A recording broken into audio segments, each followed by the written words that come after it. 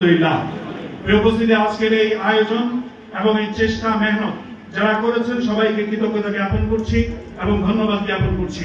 পাশাপাশি আজকে আমাদের এই সিলেটের ইসলামী আন্দোলন বাংলাদেশ এবং চরমোনাই তরিকার এক উজ্জ্বল নক্ষত্র আমাদের এই সিলেটের মাটিতে শুয়ে আছেন আমাদের প্রফেসর ডাক্তার মোয়াজ্জেম হোসেন খান রহমতুল্লাহি আলাইহি। আরেক উজ্জ্বল নক্ষত্র আমাদের মুক্তিযোদ্ধা সিরাজুল হক ভাই সহ আরো অনেকেই যারা দুনিয়া থেকে বিদায় নিয়েছেন, সকলের রূহের মাগফিরাত কামনা করছি। আজকে একটি মেসেজ আপনাদের সামনে উপস্থাপন করতে যাচ্ছি।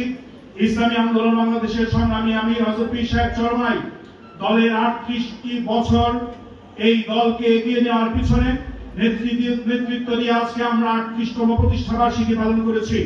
এই 38 বছরে যেভাবে ইসলামী আন্দোলন বাংলাদেশ নীতি এবং আদর্শের সাথে ব্যাপারে কারোর সাথে কোনো আপোষ করেনি, আমরা আগামী দিনে একই নীতিতে ইনশাআল্লাহ অবলম্বন করব।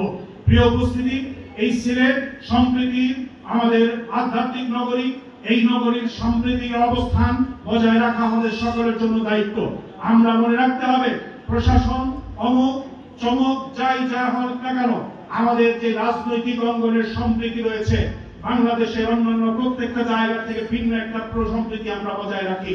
আমরা যখন আহ্বান করি তখন আমরা দেখি কে আহ্বান করে, কেন আহ্বান করা হয়েছে, এই আহ্বান যদি যৌক্তিক হয়, কে আহ্বান করেছে, ব্যানার কি আছে, স্লোগান কি আছে, সেটা আমরা দেখি। আমরা হলাম সেই সিলেটের রাজনৈতিক অঙ্গনের কর্মী না। তাই আগামী দিনে নির্বাচন হোক, যে কোনো পরিবেশ হোক, আমাদের এই সম্প্রীতি যাতে বজায় থাকে এবং এই সম্প্রীতিকে নিয়ে আমরা যাতে বাংলাদেশকে একটি কল্যাণ রাষ্ট্র হিসাবে গঠন করতে পারি। আমরা বিশ্বাস করি, ইসলামী আন্দোলন বাংলাদেশ বিশ্বাস করে, যদি বৈষম্যহীন একটি কল্যাণ রাষ্ট্র গঠন করতে হয় তাহলে ইসলামের কোনো বিকল্প নেই। এই প্রতিবাদকে সামনে নিয়ে আমরা কাজ করছি।